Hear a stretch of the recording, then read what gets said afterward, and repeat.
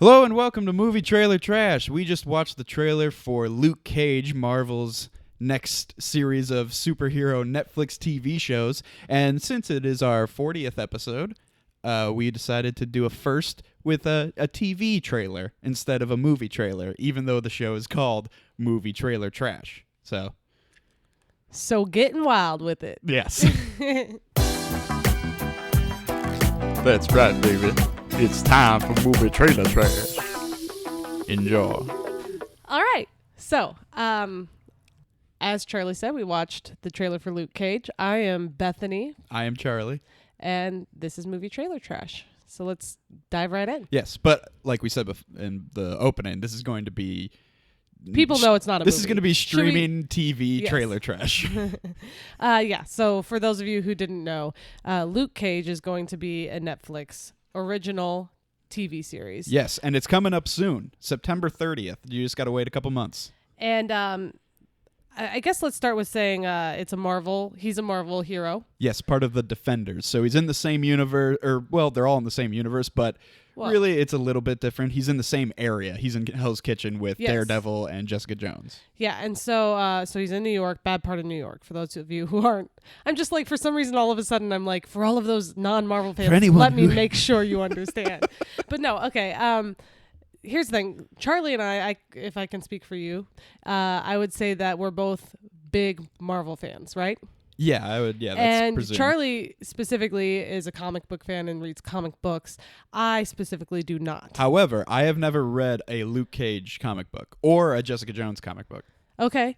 I have read a comic book with the Purple Man. But you knew some things going in into it, though, right? Yeah. Okay. You knew about the. I read a lot of, not a lot of, but a decent amount of Daredevil. Yeah. So here's the thing that I'm kind of excited about. Well, first of all, I think that all of the Netflix original series that have been Marvel have been amazing. Yeah. Daredevil, I was not excited about. You brought this up today that when we were fighting about how you don't want to see Iron Fist. I don't want to see Iron Fist. But before Daredevil came out, I was like, I'm just so sick of superheroes. Like, can anybody write anything else? You know, because right now it's either a terrible movie or a terrible remake or sequel or prequel or based on a book. And I'm like, can we just have original shows? But then I watched it. And they went, I don't know how Netflix does it, but they go and they find amazing actors who are willing to do these roles. And I don't know how they have the money to pay them. Honestly, I mean, I know a ton of people have Netflix, but holy cow. The thing about the Netflix series, the Marvel ones, that I've been telling everybody, and they guffaw at me when I first say it because it's kind of an extreme statement. But besides Loki, all the best villains in the entire Marvel universe are in the Netflix series. I can feel you on that because it's kind of a cop-out to be like, oh, how scary an alien. Right. That's kind of a cop-out. That's what Superman always did. I loved Superman when I was a kid. I watched a ton of Superman cartoon, but all of the bad guys were just like, another alien who's super powerful. But what's really interesting, and I think what makes these villains so interesting, is that they're human. They're just bad people. Like, there are bad people in the world right now that are like these people. And that's what makes them really scary because it's so believable. And they're not even like, some of them are strong. Like, okay, Kingpin is the first villain that we see in Daredevil, which was the first one. And Kingpin is supposed to be kind of almost inhumanly large. Like in this one, they made him more human sized, but he is still like, his thing is that he's so strong. big. He like pounds on people's chests like an ape. He's so big and strong, he can just kill you with his fist. But even still, you could see it, you know. Who is it that plays that guy? Vince D'Onofrio. Oh my god, first of all, Vince D'Onofrio, sugar water. Once I found out who it was, I couldn't believe it because they make him look amazing. Did you hear my amazing Vince D'Onofrio from Men in Black impression? Yes, that was good. Do you want to hear it again? Go ahead. Sugar water. All right. So got a little distracted there, but they make Vince D'Onofrio look big and strong and amazing. I'm sure he beefed up for the role too, and they make him bald, and he's terrifying. So first of all, like, everybody knows him. He's a good actor. He's been in lots of things. That's what I'm saying. Like, they find these actors who are amazing, and they're not making money off of ads or anything yet. So I'm like, how on earth are they paying these people? But whatever they're doing, it's working because they keep making stuff. I mean, it's outrageous now. So there's my little dive into that. So this world has been great. Daredevil has been wonderful. Then because of Daredevil, you convinced me to watch Jessica Jones. Jessica Jones, so far, is the most badass superwoman, Absolutely, superhero well, girl and that I've seen. That's my favorite villain of all superhero movies. The Purple Man? Is Purple Man. Very and scary. I don't remember the guy's name, but that guy's amazing. Kilgrave. No, the actor. Okay. Kilgrave was the character's name. Because He there's was, you always have that superpower like in your mind, like, oh, being able to control minds and tell people what to do, but you don't realize how actually terrifying that is until you watch this show. And it's really interesting how like he can't control everyone's mind at once. Like he has to be within a certain distance. The whole thing's really interesting. Yeah. But that's okay.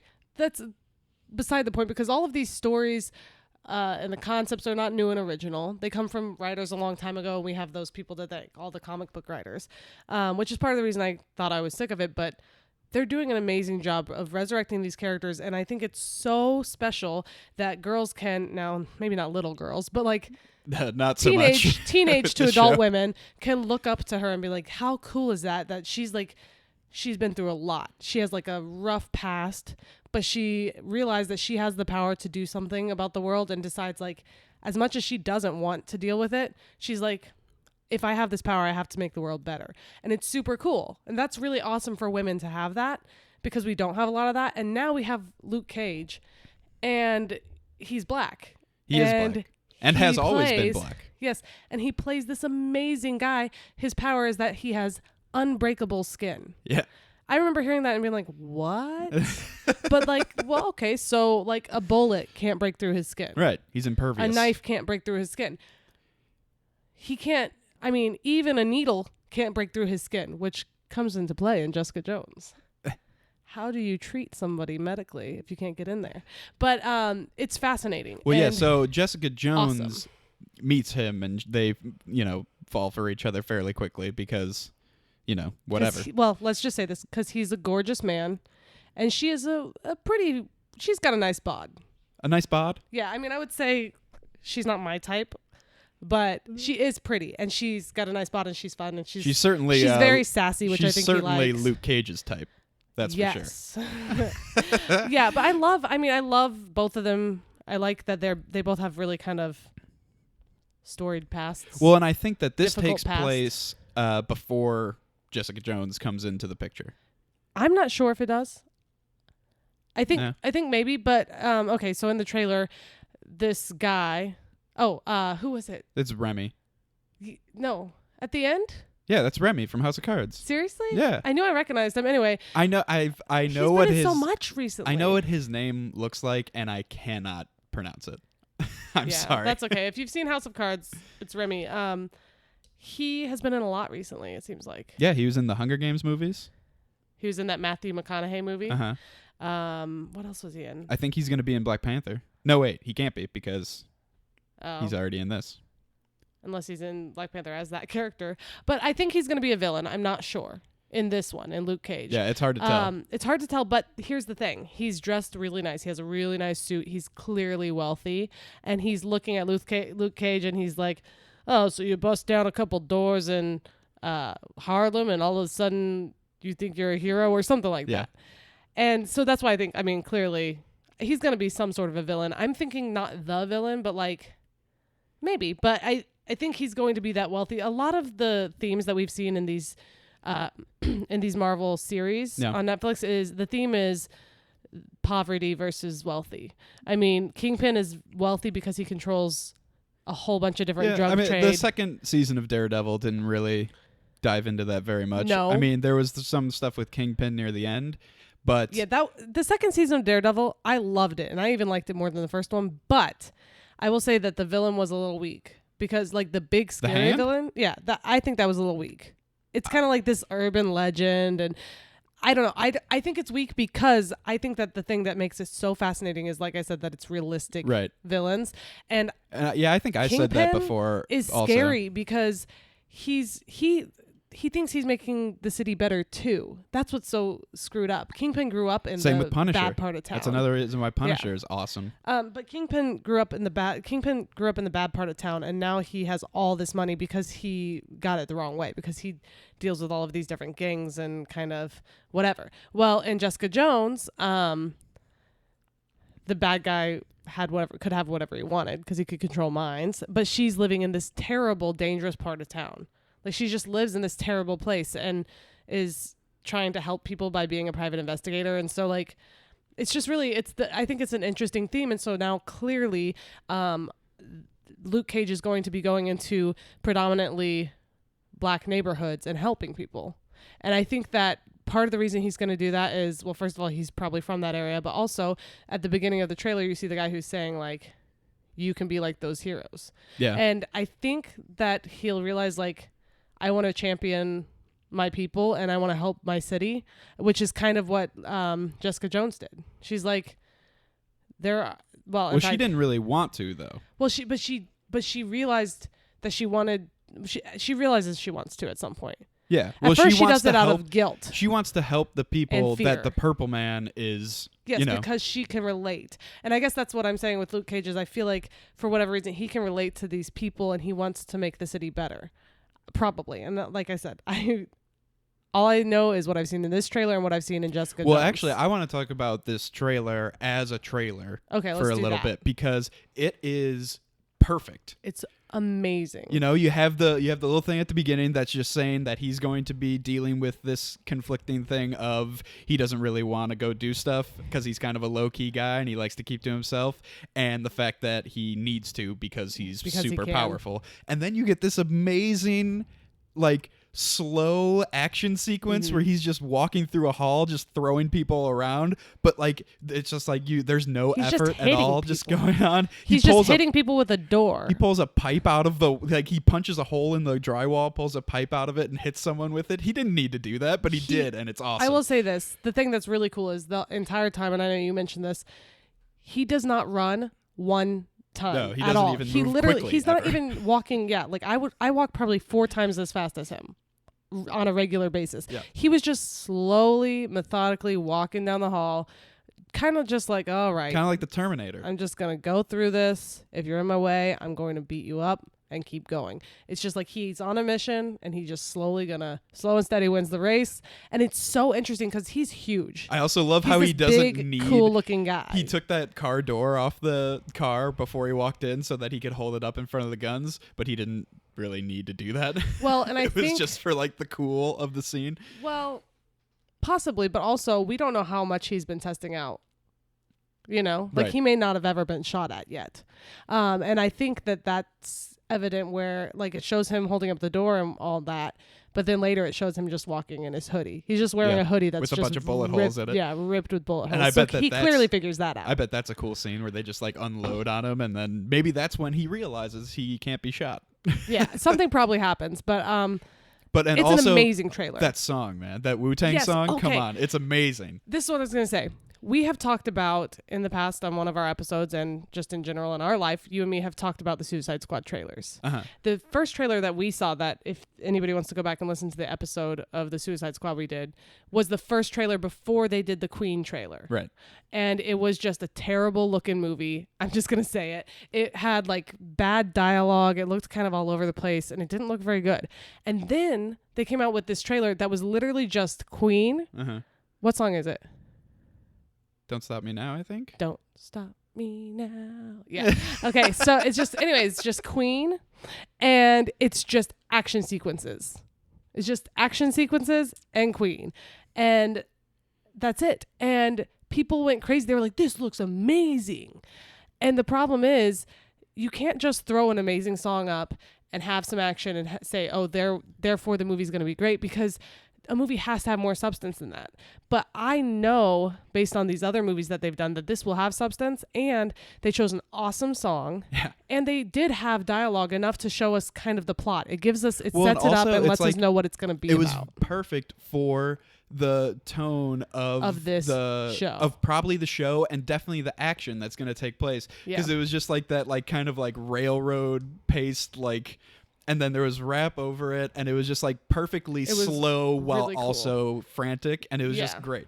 Yeah, I was just thinking that this is a good example of how to make a great trailer that fits the mood of the thing you're doing, because you just told me today that you heard that you could say it. What was it about the trailer? my for Suicide Squad. my brother the texted trailer. me, and he said that he saw a story about how the CEO, I think, of Warner Brothers was nervous and scared that the movie didn't have the same like fun, edgy, upbeat action tone that they gave in that Queen trailer. And in the others that followed, because a couple of trailers followed. And so what that guy did was he hired the people who created the trailer, that edited the trailer together, to do an alternate cut on the movie, like an alternate edit onto the full-length movie while the director was still finishing editing the movie. So basically he was looking at what they had of the movie, and he was like, oh man, people are going to expect it to be like that trailer. Yeah. And it is not.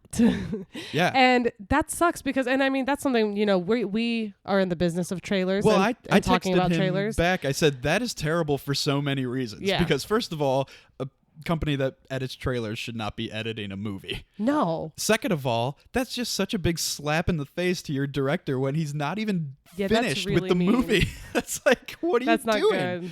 Oh, Oh, God. however, you say you shouldn't be making a movie when you just made a trailer, but what did we just watch recently where it was a bunch of music videos that were made by that person, and now they made a movie? Swiss Army Man?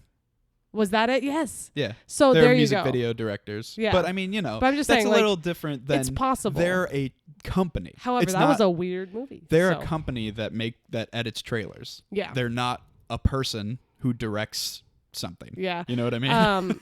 But yeah, so anyways, I just think it's interesting because we're in the business of critiquing trailers and predicting movie stuff.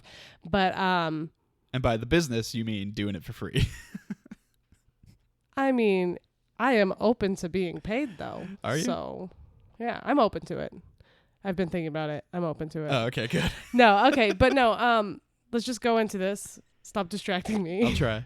Banana hammock. It's interesting because we watch all these trailers and we see movies and we're like, oh, this is going to be great. And then it comes out and it's just terrible. And then we see trailers that look just not very good, or, we're like, I'm not sure about this. And then it's amazing. And clearly we need better trailer makers. We really do. I mean, I think But that it's very important, like in this one, that you are able to capture the tone of the movie with the trailer, Yes. or else you get Well, that's what I'm Suicide saying. Squad that just kind of tricks people into go seeing okay, but their that's what movie. I'm saying though. We need good trailer makers, but also we need good movies. Well, yes. So, I mean, that goes hand in hand. But here's the thing. Maybe Suicide Squad's not that bad.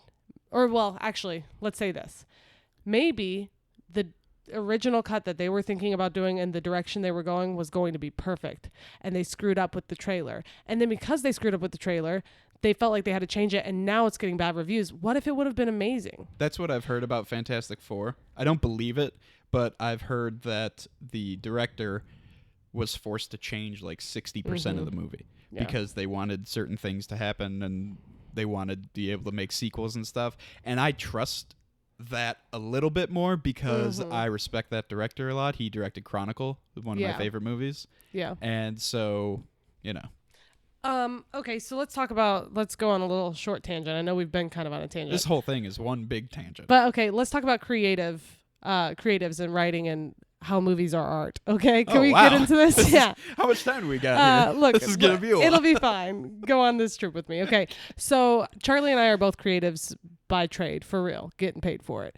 Okay, Charlie's in design and I'm in writing. So here's the thing: movies cinema is an important art form. Okay, I'm getting into this. I sound like a nerd, but whatever. Let's go into it. It's so aggravating when movies very clearly just do a specific thing because they were told to. Like, all right, we got to make this PG-13. We decided that that's the audience that is going to spend more money on this.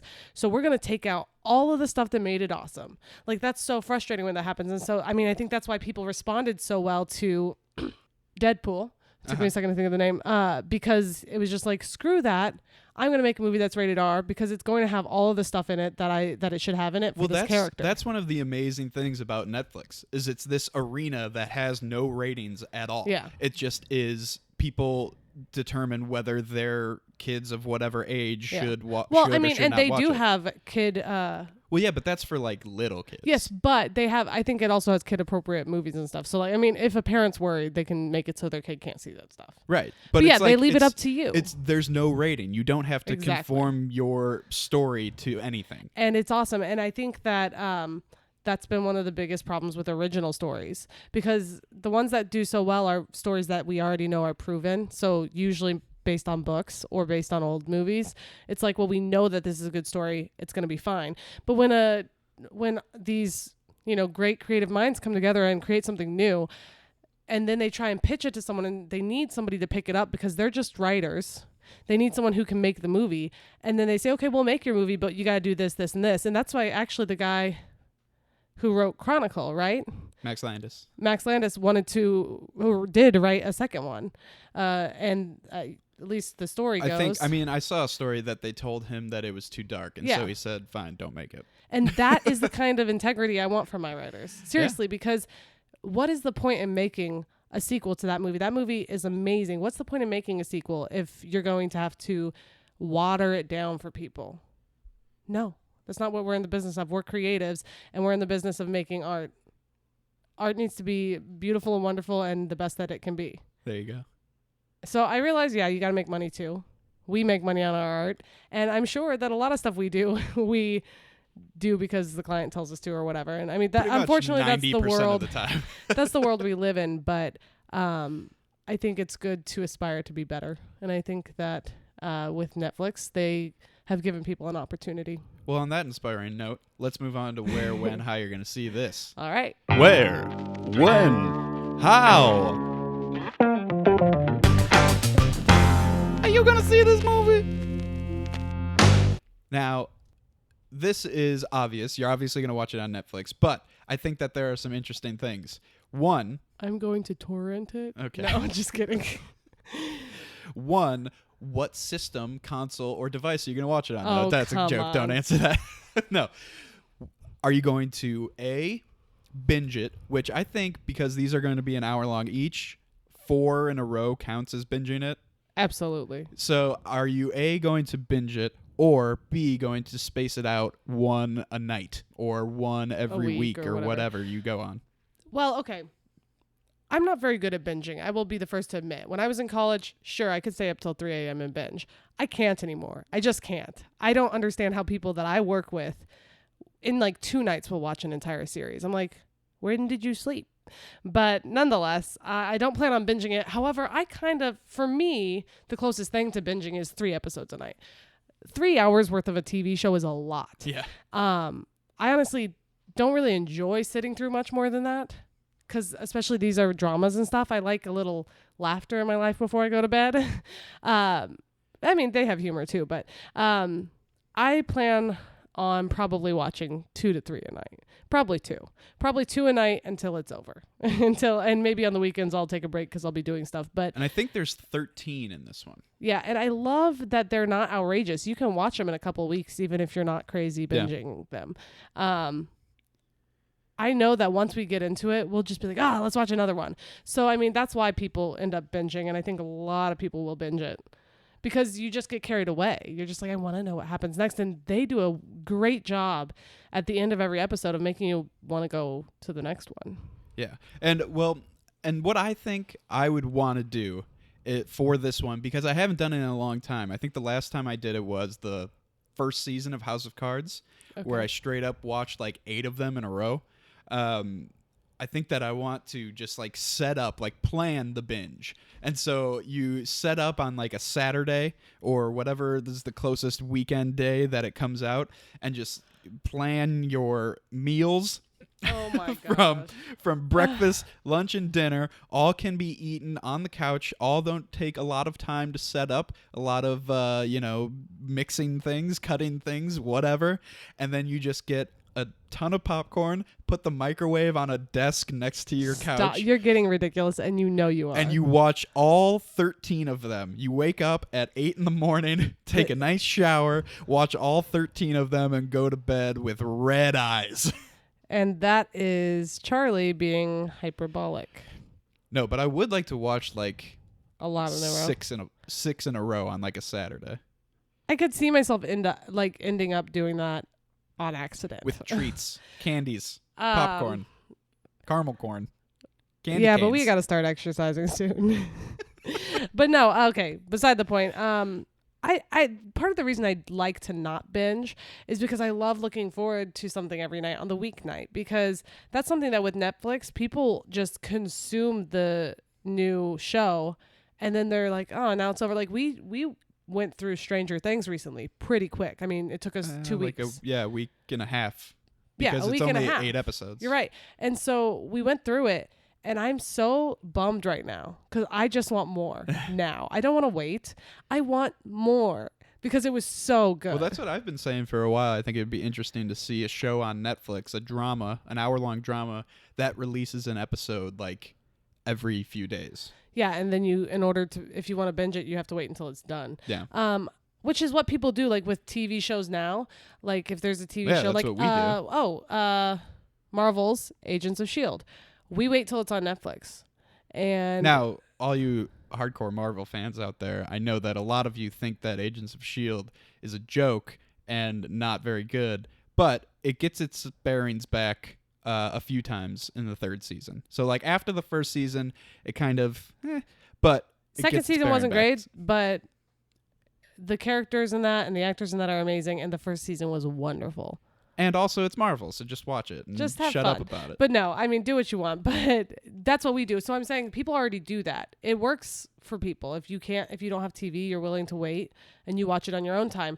I think it would be really cool to see that happen, because I do think that people are just too impatient. They can't do it on their own. They can't. We can, because we kind of are that way. We're like, oh, that was nice, and then we go to bed. But I love having something to look forward to on a weeknight, because sometimes you just get sick of rewatching The Office 8,000 times.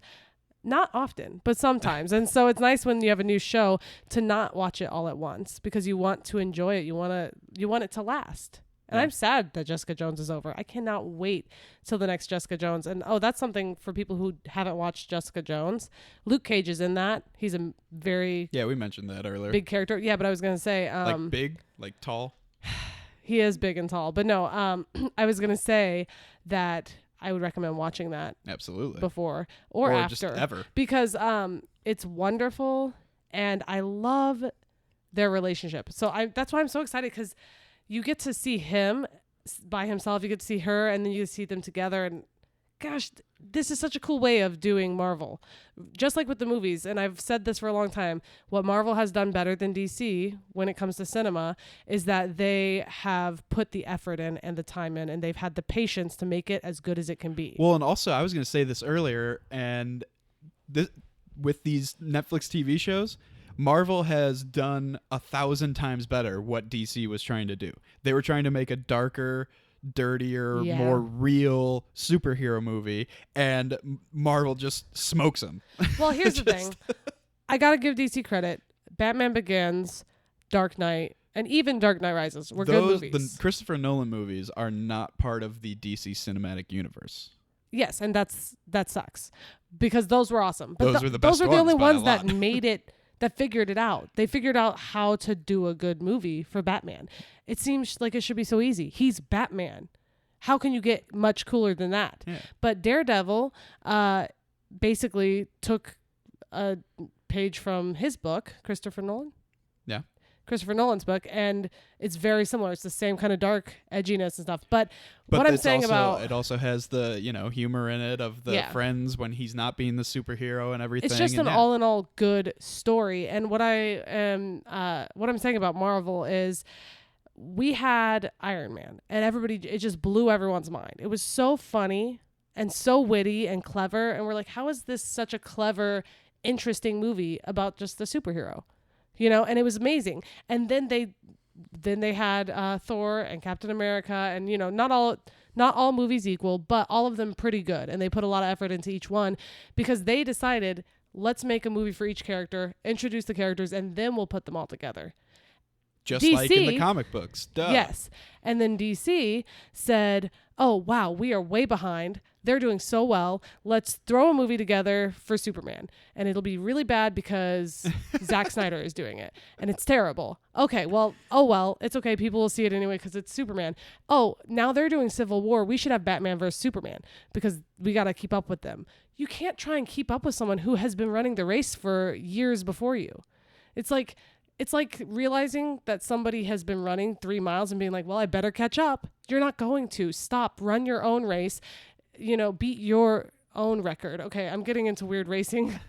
I'm thinking about my own racing history, but, you're not racing against them. Do what's best for you. What's best for you is not trying to run up and catch up with them because it's too late. You need to put in the effort. They shouldn't have jumped to Batman v Superman like that. They tried to give us all of Batman's origin story within that movie, and it was boring. I'm like, why are you doing this? We don't need to see it again. Yeah, we know it anyway, and if you're going to do this, do it in its own movie. But let's not get on to the how bad Batman v Superman is tangent again, because we did that last episode. No, but I want to talk about DC versus Marvel is what I'm saying. Because now Marvel is doing the exact same thing with their TV shows. They're putting in the time and effort. They made an amazing Daredevil. Then they released Jessica Jones. Now they're going to release Nick Cage. They're going to release Iron Fist. Then they're going to go back and have a second season of Jessica Jones. At some point, they're all going to come together.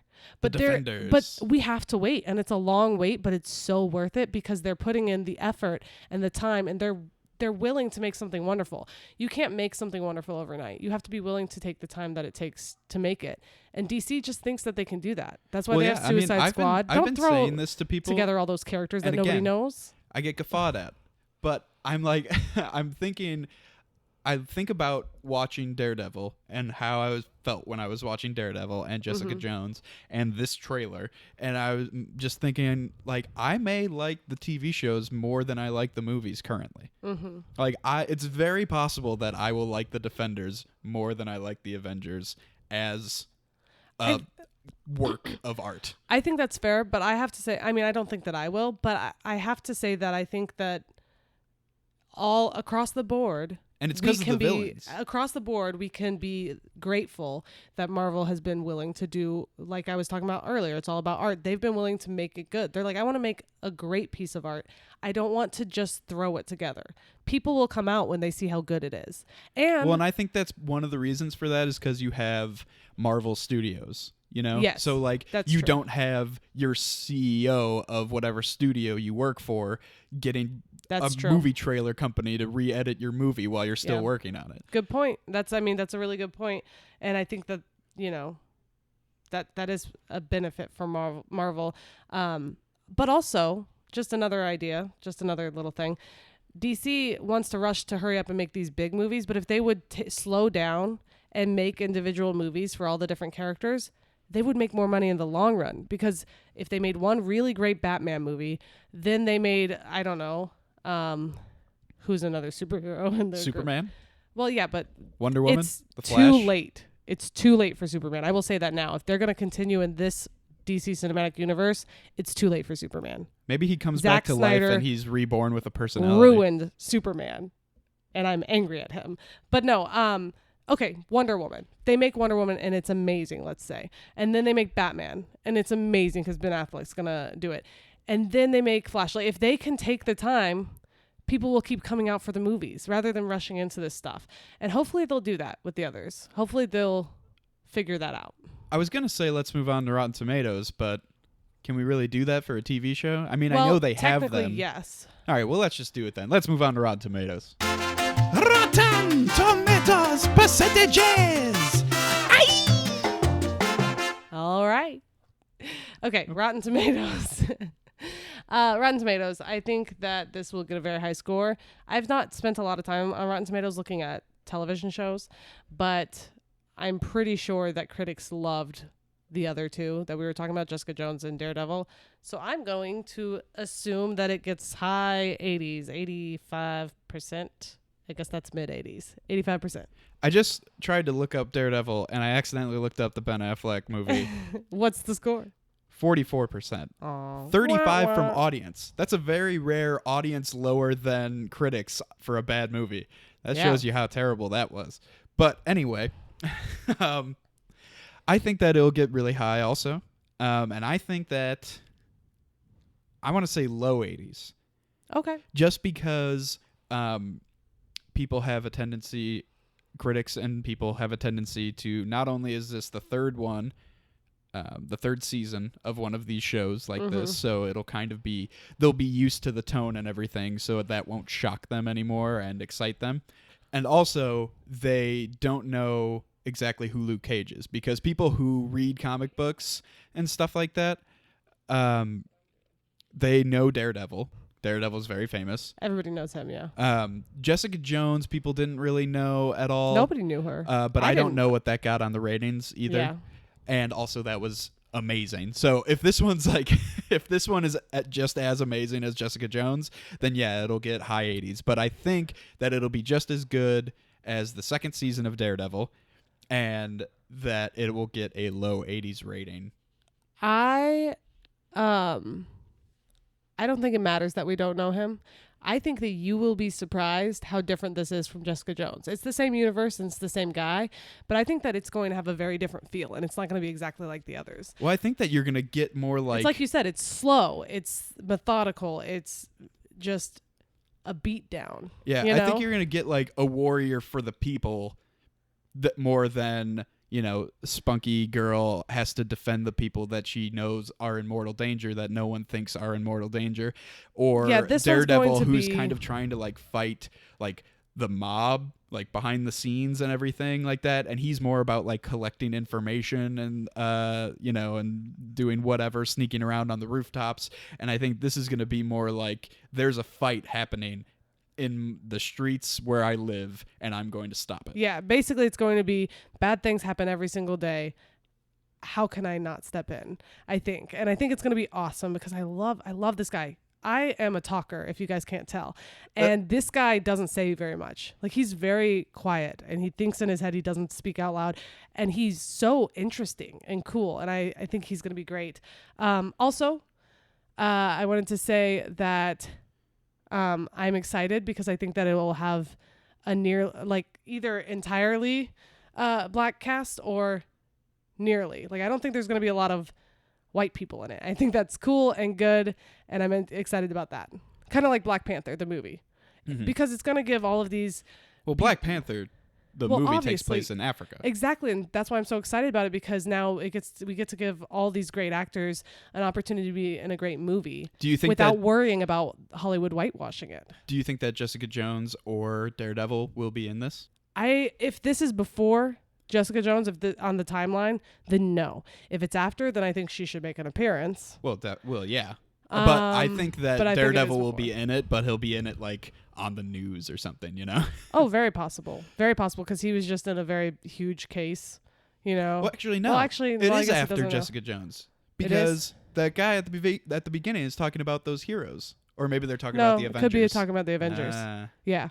Okay. Because they've been doing that in all of them. Mentioning them. Okay. So, but yeah, I just think it's going to be really interesting. It's going to give us a chance to see a lot of great actors that normally wouldn't be given a chance, because unfortunately Hollywood and media in general has whitewashed a lot of things. So I'm excited to see that. I think it's going to be great.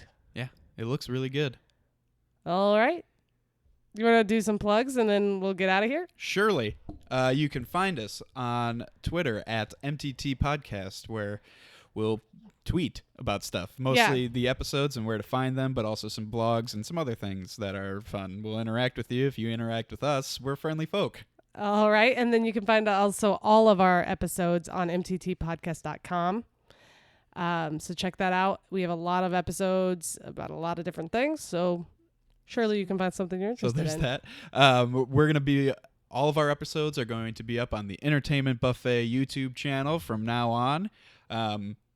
You go there, check out all their other videos. They got sketches and comedy and a few other shows and podcasts and all sorts of stuff. So go to the Entertainment Buffet channel on YouTube and comment and subscribe and all of the things that YouTubers tell you to do after their videos. And thanks for listening.